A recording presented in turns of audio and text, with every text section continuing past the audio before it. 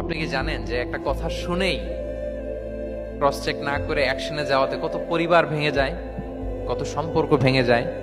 আমাদের মধ্যে এই প্রবণতা আছে। আপনার ছেলের ব্যাপারে একজন একটা কথা বললো, এসে ছেলের মারপিট, জিজ্ঞেস করেন না এটা। আপনার মেয়ের ব্যাপারে একজন এসে একটা বাজে কথা বলছে, এসেই আপনি মেয়ের সাথে খারাপ আচরণ। আপনার ওয়াইফের ব্যাপারে একজন বললো আর কি, যে ভাই আপনি এখানে, ভাবিকে তো দেখলাম ওইখানে আরেকজনের সাথে,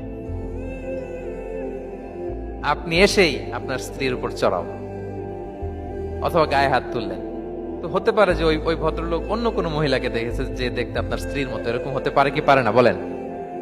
তো এই যে আপনি ক্রস চেক না করে, ভেরিফাই না করে যে অ্যাকশনে গেলেন, এতে সমস্যা হবে না সমাজে? পরিবার ভাঙে, সমাজে সম্পর্ক নষ্ট হয়, কলহ বাঁধে। এই জন্য আল্লাহ তাআলা বলেন যে সোসাইটিটাকে যদি পিসফুল করতে চাও, ইদা জাআকুম ফাসিকুম বিনাবাইন ফাতাবায়ানু, নিউজ আসলেই বিশ্বাস করো না, you have to cross check.